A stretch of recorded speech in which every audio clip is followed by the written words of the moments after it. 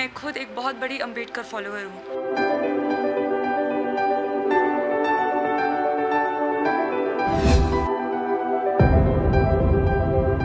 हमारे साथ टीना है, यूपीएससी की टॉपर हैं, लेकिन उससे भी खास बात है कि वो महिला हैं जिन्होंने कंटिन्यू किया है। नई बात नहीं रही, हर जगह महिलाएं टॉप कर रही हैं, लेकिन एक खास बात है उनके साथ। वो उस कैटेगरी से आती हैं, उस समाज से आती हैं जो अब तक हाशिए पर था, जिसने कभी सोचा भी नहीं था कि कोई उसके समाज से आके यूपीएससी में टॉप करेगा। तो टीना के परिवार के लिए बड़ी खुशी है, लेकिन देश में इस बात के लेकर बहुत खुशी है, और एक एक तरह की लहर है कि अगर आप मेहनत करें, परिवार का सपोर्ट हो, तो आप बहुत बेहतर कर सकते हैं, जैसे टीना ने किया है। हम इन सारी बातों विषयों को लेकर टीना से बात करेंगे। खुद टीना हमारे साथ हैं। टीना, पहले तो बधाई। Thank you so much. और 22 साल की उम्र, फर्स्ट अटैम्प्ट और सीधा टॉप। एक्सपेक्टेशन थी? जी, बहुत खुशी हुई जब देखा ऐसा कुछ मैंने हासिल किया है। एग्ज़ाम अच्छी हुई थी तो इतनी मेरी होप थी कि शायद लिस्ट में नाम आ जाएगा, बट रैंक 1 लाना फर्स्ट अटेम्प्ट में, ये मैंने कभी नहीं सोचा था। और मुझे तब से और अब तक ऐसा ही लग रहा है कि मैं जैसे एक सपना जी रही हूँ। मम्मी ने बताया कि 5वीं क्लास में ही आपको वर्ल्ड ग्लोब के बारे में पूरी जानकारी थी। हाँ, मम्मी पढ़ाती थी और मैं बहुत इंटरेस्टेड रहती थी कि मैं जितना ज़्यादा लर्न कर सकूँ देश के बारे में, दुनिया के बारे में, उतना मैं करूँ। तो कोशिश तो यही रही हमेशा कि मैं जितनी पढ़ाई कर सकती हूँ उतनी करूँ। तो मतलब घर में इंजीनियर, पापा इंजीनियर, मम्मी इंजीनियर, पूरा बैकग्राउंड इंजीनियरिंग का, फिर आपने आर्ट्स लिया, तो मतलब कैसे कैसे हुआ ये सब? इतना कॉन्फिडेंस कहाँ से आता था?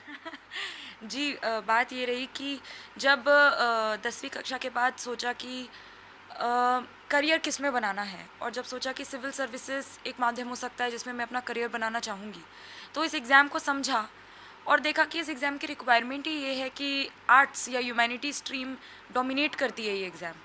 तो तब ये निर्णय लिया कि जब जाना ही इसमें है और जितनी जल्दी जा सकते हैं उतनी जल्दी कोशिश की जाए, तो सोचा कि शायद आर्ट्स ही बेहतर डिसीजन रहेगा।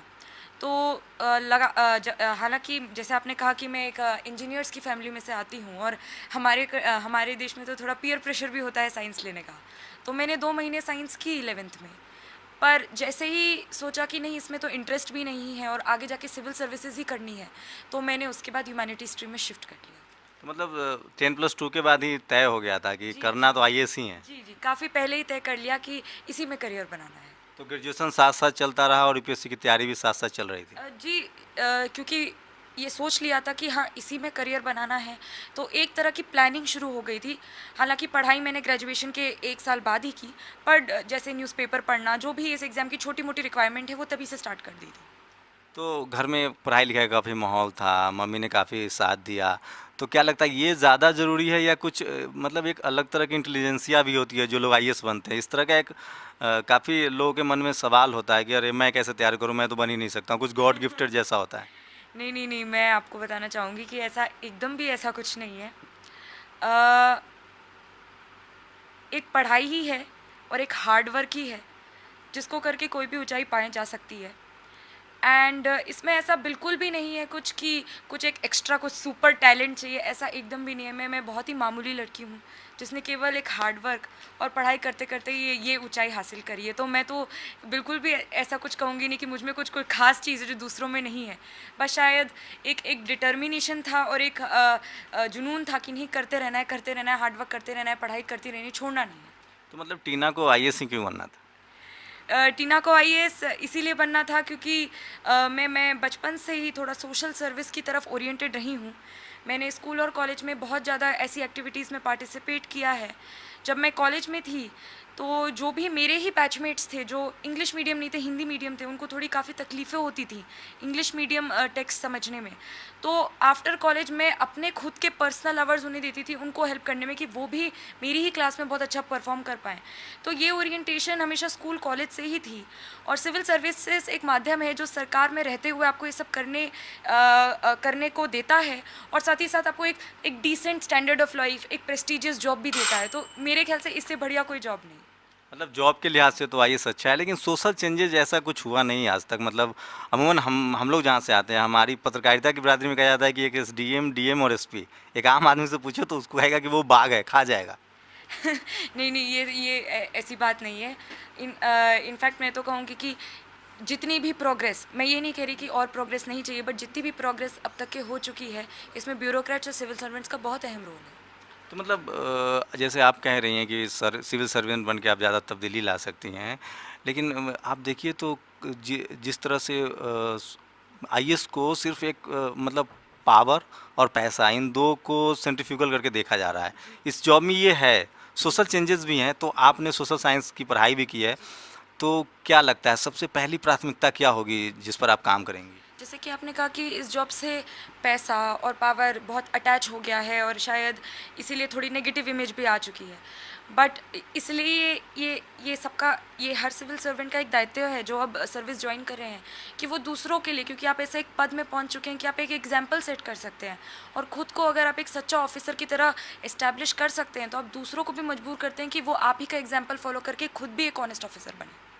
नहीं, तो आपके लिए मतलब सोशल चेंजेस किस तरह के सोशल डिस्क्रिमिनेशन देखती हैं आप सोसाइटी में, क्योंकि आप सोशल साइंस की छात्र भी रही हैं और आप सोशली चेंज भी करती हैं।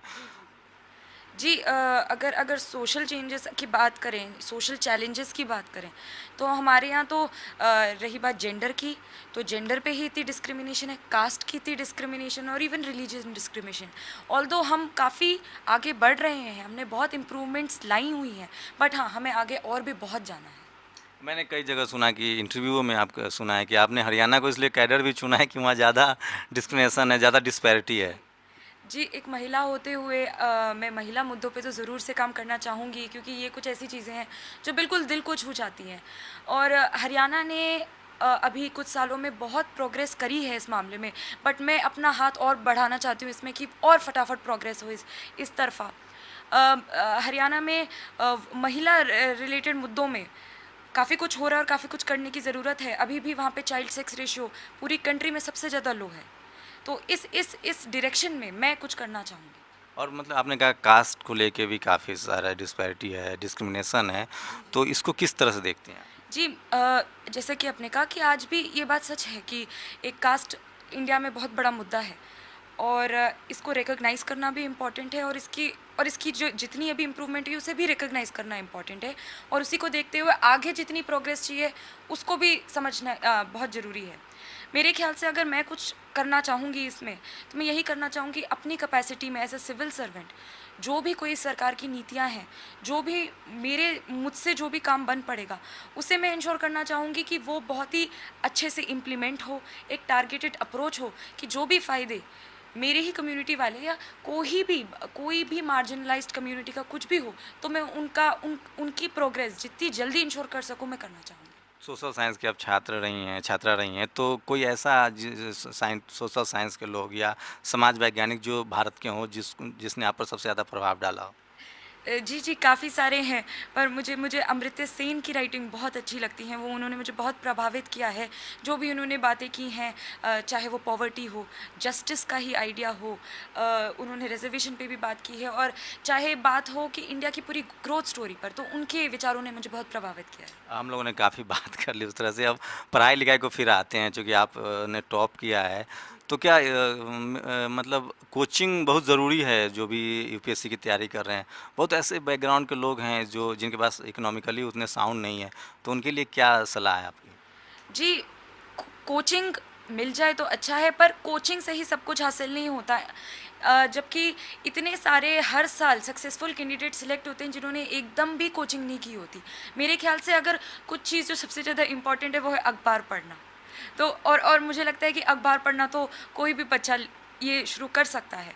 तो अखबार पढ़ना और अपनी पढ़ाई, जो भी पढ़ाई है उसको बहुत ही सिंसेरिटी से करना, ये 2 चीज़ें हैं जो एक्चुअली रियली मैटर करती हैं इस एग्ज़ाम में। और आजकल आपने अरविंद केजरीवाल से मुलाकात की, आपने संचार मंत्री से मुलाकात की, तो क्या बातें हुई? जी, उन्होंने सिर्फ़ अपनी शुभकामनाएँ दी, क्योंकि वो भी बहुत बिज़ी हैं, इतनी कोई बात नहीं हुई। उन्होंने मेरे करियर के लिए मुझे विश किया और अपनी पूरी विशेज़ और ब्लेसिंग्स दी हैं। तो मतलब आपको लगता है कि फैमिली में जो माहौल होना चाहिए, यूपीएससी की तैयारी में बहुत बहुत लोड लेते हैं बच्चे, बहुत ज़्यादा भागा-दौड़ी है, बहुत ज़्यादा मेंटल प्रेशर है, जी, एकदम तो सही। फैमिली का सपोर्ट बहुत ज़रूरी है ऐसे हालात में। जी, एकदम। ये एग्ज़ाम इतनी कठिन है, जो कि सबको पता ही है, कि हर तीसरे दिन तो ऐसा लगता ही है कि बस अब नहीं हो रहा, अब शायद गिव अप कर देते हैं, छोड़ देते हैं, अब हमसे नहीं बनेगा। और ये मेरे साथ भी हुआ। हर तीसरे दिन एक एक अकेलापन भी लगता है, क्योंकि आप इस एग्ज़ाम को करने के लिए सब कुछ छोड़ देते हैं, सब सैक्रिफाइस कर देते हैं, दोस्तों से भी नहीं मिल पाते। तो एक अकेलापन, वो कठिनाई देख के थोड़ा डर भी लगता रहता है। तो वो हर तीसरे दिन तो ये होता ही है। तो उस समय अगर फैमिली आपके साथ हो, आपको मोटिवेट करने के लिए उस समय फैमिली का ही सबसे अहम रोल होता है कि वो आपको बोले कि नहीं, आप ये कर सकते हैं, और तभी आप वो हिम्मत जुटा के लगे रहते हैं। मुझे कई लोगों ने कहा ये सवाल आपसे पूछने के लिए, भारत में आप धर्म की बात करें तो हिंदू धर्म में पढ़ाई लिखाई, लड़कियों के लिए पढ़ाई लिखाई के लिए जगह नहीं थी। सावित्रीबाई फुले आती हैं 1848 में, वो पुणे में, आप उधर महाराष्ट्र की ही हैं, वहाँ लड़कियों के लिए वो स्कूल खोलती हैं पहला। वहाँ से लड़कियों के लिए एक जो मॉडर्न एजुकेशन है उसकी शुरुआत होती है। तो सोशल साइंस की आप छात्रा रही हैं, तो इसको आप कैसे देखती हैं?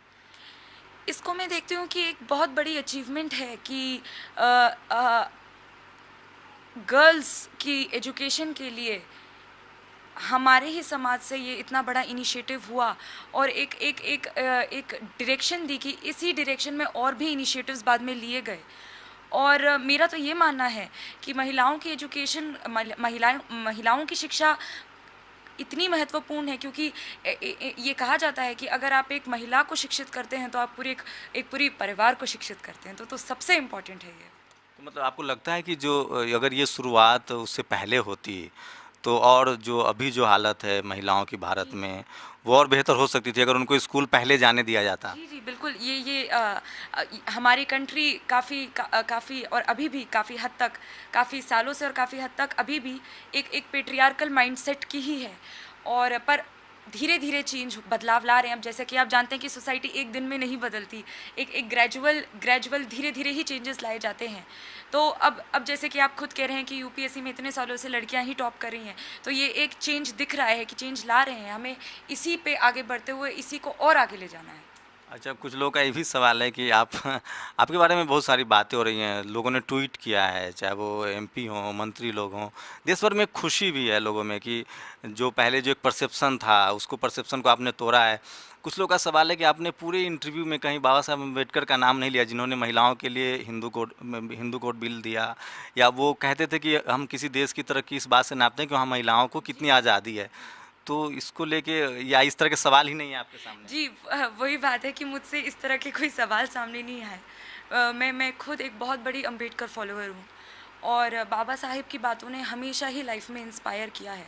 सबसे पहली बात, यही सबसे बड़ी इंस्पायरिंग बात रही कि उन्होंने खुद कितनी कठिनाइयों वाले सरकमस्टेंसेस में अपनी पढ़ाई पूरी करी, और वो कहाँ कहाँ नहीं पढ़े, और कैसे कैसे उन्होंने अपनी ही जर्नी कंप्लीट नहीं की। यही इतना ज़्यादा इंस्पायरिंग है, जो एक हिम्मत देता है कि नहीं, जुटे रहें हम अपनी खुद की जो भी हम कर रहे हैं लाइफ में। यही इतना बड़ा इंस्पायरिंग एग्जाम्पल है। और उन्होंने वही थे जो उस टाइम जितने भी वीकर सेक्शंस हैं, विमेन, माइनॉरिटीज़, वही एक थे जिन्होंने आवाज़ उठाई। और महिला और एजुकेशन तो उनके दिल के बहुत पास था। तो ये तो बात बिल्कुल है।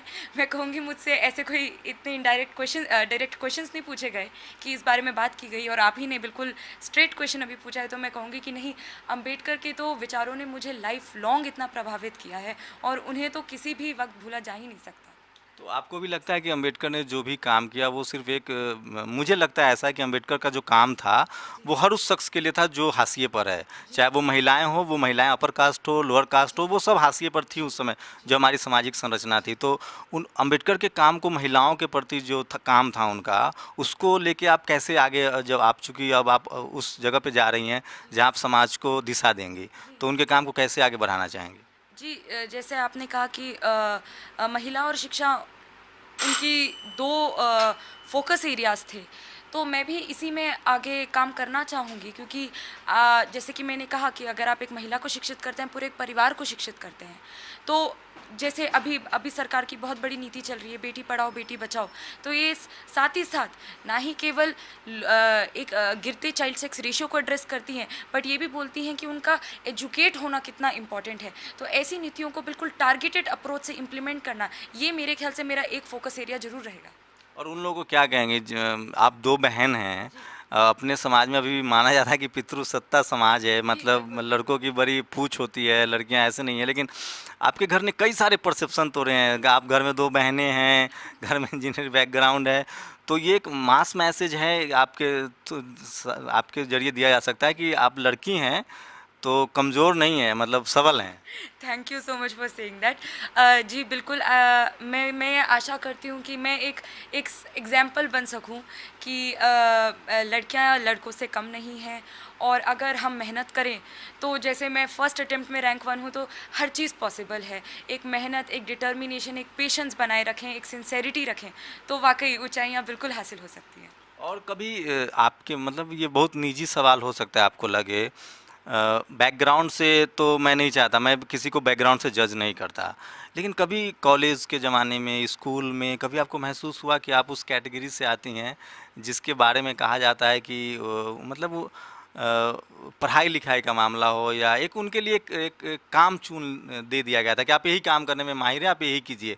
आप बहुत आगे जिस पोजीशन पे आप है, आपकी फैमिली है, वहाँ पे आना बहुत मुश्किल है, और सच्चाई भी है, बहुत कम लोग जी हैं। एकदम। तो ऐसा कभी महसूस हुआ आपको? जी मैं इस मायने में तो प्रिविलेज थी कि मुझे ऐसा कुछ आउटराइट डायरेक्ट डिस्क्रिमिनेशन कभी फेस नहीं हुआ। पर जैसा कि आपने कहा कि जब भी मैंने कभी कॉलेज टॉप किया या स्कूल टॉप किया और लोगों ने पूछा, और क्योंकि आज भी कास्ट इंडिया में बहुत इंपॉर्टेंट है और आज भी लोग बहुत इंटरेस्ट रखते हैं कि आप किस कास्ट से हैं, आप कहाँ से हैं, तो जब भी किसी को पता चला कि अच्छा आप यहाँ से हैं, तो हाँ, एक उनके में भी झिझक आई कि क्या कोई उस समाज का भी इतना अच्छा स्टूडेंट हो सकता है। बट उसी वक्त जब ये उन्होंने एक हिचक ली भी, तो उन्होंने मुझे खुलेआम से एक्सेप्ट भी किया। तो मैं कहूँगी कि जहाँ हिचक थी, पर फिर भी एक चेंज था कि अब हम एक्सेप्ट भी हो रहे हैं। एक्सेप्ट हो रहे हैं, लेकिन कभी महसूस नहीं हुआ, लोगों ने कराया भी नहीं, होना भी नहीं चाहिए। शहर में शायद सारी धारणाएं टूट रही है, जी, बन रही है। मैं कहूँगी कि अर्बन इंडिया में ये चेंज तो है। शहर में हम एक प्रोग्रेसिव तरीके से ही आगे बढ़ रहे हैं कि ये सब जो बैरियर्स हैं, ये धीरे धीरे ख़त्म हो रहे हैं। लड़कियों को लेके खासकर अर्बन सिटीज़ में जिस तरह से एट्रोसिटी के मामले बढ़े हैं, जिस तरह से कुछ जी। घटनाएं हो रही है, तो इसको लेके भी आपके कोई कुछ प्लानिंग है कि कुछ उनकी सुरक्षा को लेकर कुछ फर्दर रोड मैप होगा, क्योंकि आपसे बहुत सारी एक्सपेक्टेशन है। जी, वुमेन सेफ्टी, जो महिला सेफ्टी इशू है, ये तो बहुत बड़ा इशू है, और इस पे तो जितनी जितनी जल्दी और अच्छा काम होना चाहिए उतना होना चाहिए, क्योंकि हम एक 21st सेंचुरी में रह रहे हैं। और अगर इस पे हम काम ना करें तो ये बहुत ही दुखद बात होगी। तो इसमें तो मैं ज़रूर कुछ करना चाहूँगी, और इसमें काफ़ी कुछ हो भी रहा है। चाहे वो बहुत ही छोटी चीज़ हो, जैसे स्ट्रीट लाइटिंग ही प्रॉपर हो, सीसीटीवी कैमरा ही लगे हों, बट एक छोटी छोटी चीज़ों से भी बहुत कुछ बदलाव आ सकता है, और बहुत सारी चीज़ें प्रिवेंट हो सकती हैं। एक आखिरी सवाल, जो लोग यूपीएससी की तैयारी कर रहे हैं, उनको क्या मैसेज देना चाहेंगे? कैसे धैर्य रखें, कैसे तैयारी करें, या क्या करना चाहिए? जी, मैं तो यही कहना चाहूँगी, कोई भी जो इस एग्ज़ाम की तैयारी कर रहा है, ये एग्ज़ाम इतनी कठिन है, इतनी टाइम कंज्यूमिंग है, इतना डिमांड करेगी आपसे कि आप हर तीसरे दिन ज़रूर थकेंगे। हर तीसरे दिन ज़रूर अपने आप से ही खुद को सवाल पूछेंगे कि क्या मुझे ये करना चाहिए? क्या मैं ये कर पाऊँगी? तो उस दौरान अपनी बिल्कुल होप ना खोएं, अपने आप को बहुत मोटिवेट रखें, अपने माँ-बाप से बात करें, फ्रेंड से बात करें, रिश्तेदार से बात करें, वो आपको मोटिवेट करेंगे कि आप उतनी ताकत रखें कि आप करते रहिए काम। साथ ही साथ मैं बोलूँगी कि हार्ड वर्क का कोई सब्स्टिट्यूट नहीं है, कोई शॉर्टकट नहीं होता लाइफ में, पढ़ाई उतनी ही करनी पड़ेगी, बट अगर कोई विल होता है तो उसका तरीका भी, एक वे निकल ही जाता है। और मम्मी पापा को कैसे सपोर्ट करना चाहिए? मम्मी पापा को ऐसे सपोर्ट करना चाहिए कि जब भी कोई अकेला महसूस करे या थोड़ा थोड़ा डिप्रेस्ड महसूस करे, तो उसे मोटिवेट किया जाए, और मम्मी पापा प्यार से और हौसला बढ़ाते हुए करें, प्रेशर ना डालें, क्योंकि वैसे ही एग्ज़ाम इतना प्रेशर डाल देती है। टीना, आपने हमारे साथ बात की, शुक्रिया इसके लिए। तो ये थी टीना। अ, पूरे देश के लिए, टीना के घर में बहुत खुशी है, पूरे देश के लिए खुशी है, और ख़ासकर उस तबके के लिए एक बड़ी बात है जिनको अभी भी मेन स्ट्रीम में आना है। और टीना से शुरुआत तो बहुत पहले हो चुकी है, बाबा साहब ने भी किया, बहुत सारे लोग किए, लेकिन आज के समय में टीना ने जो कर दिखाया, उससे करोड़ों ऐसे लोग जो हाशिए पर हैं, उनके लिए एक मैसेज जाता है कि अगर आप धैर्य रखें, मेहनत से पढ़ाई करें, ईमानदारी से पढ़ाई करें, तो आप मिनिस्ट्री में आपको आने से रोक नहीं सकता है कोई, और आप आएंगे और अपनी सफलता को दिखाएंगे, और दुनिया आप पर फख्र करेगी। कैमरामैन इमरान अली बेग के साथ शंभू कुमार सिंह, नेशनल दस्तक, दिल्ली।